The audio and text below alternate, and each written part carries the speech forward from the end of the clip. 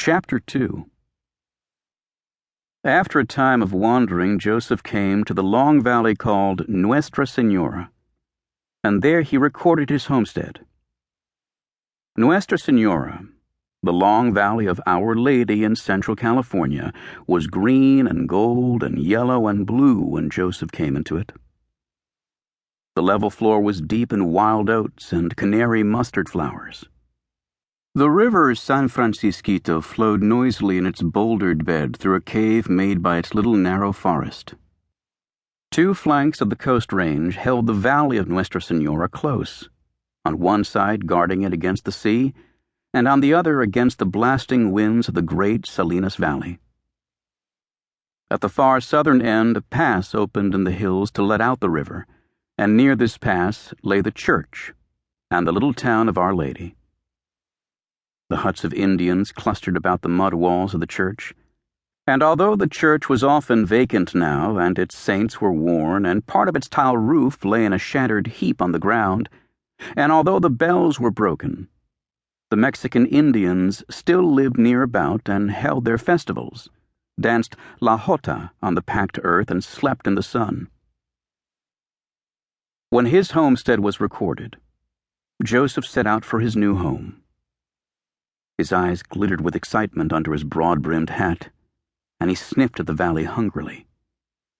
He wore new jeans with a circle of brass buttons around the waist, a blue shirt, and a vest for the sake of the pockets. His high-heeled boots were new, and his spurs shone like silver. An old Mexican was trudging painfully into Our Lady. His face lighted up with pleasure when Joseph drew near. He removed his hat and stepped aside. "Is there a fiesta someplace?" he asked politely. Joseph laughed with delight. "I have 160 acres of land up the valley. I'm going to live on it." The old walker's eyes lighted on the rifle, which in its scabbard lay snugly under Joseph's leg.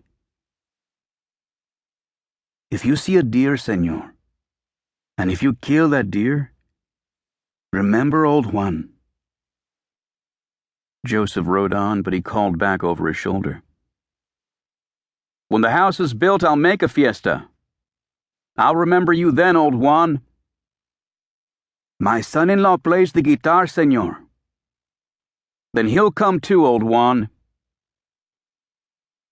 Joseph's horse walked quickly along, swishing with its hoofs through the brittle oak leaves. The iron shoes rang against protruding stones. The path went through the long forest that bordered the river. As he rode, Joseph became timid and yet eager, as a young man is who slips out to a rendezvous with a wise and beautiful woman. He was half-drugged and overwhelmed by the forest of Our Lady. There was a curious femaleness about the interlacing boughs and twigs, about the long green cavern cut by the river through the trees and the brilliant underbrush. The endless green halls and aisles and alcoves seemed to have meanings as obscure and promising as the symbols of an ancient religion. Joseph shivered and closed his eyes. "Perhaps I'm ill," he said. "When I open my eyes, I may find that all this is delirium and fever." As he rode on and on, the fear came upon him that this land might be the figure of a dream which would dissolve into a dry and dusty morning. A manzanita branch whipped his hat off and dropped it on the ground, and when Joseph dismounted, he stretched his arms and leaned down to pat the earth with his hand. There was a need in him to shake off the mood that had fallen upon him. He looked up to the treetops where the sun flashed on trembling leaves, where the wind sang huskily. When he mounted his horse again, he knew that he could never lose the feeling for the land. The crying leather of his saddle, the jingle of his spur chains, the rasping of the horse's tongue over the bit roller, sang the high notes over the land's throbbing. Joseph felt that he had been dull, and now suddenly was sensitized, had been asleep, and was awakened.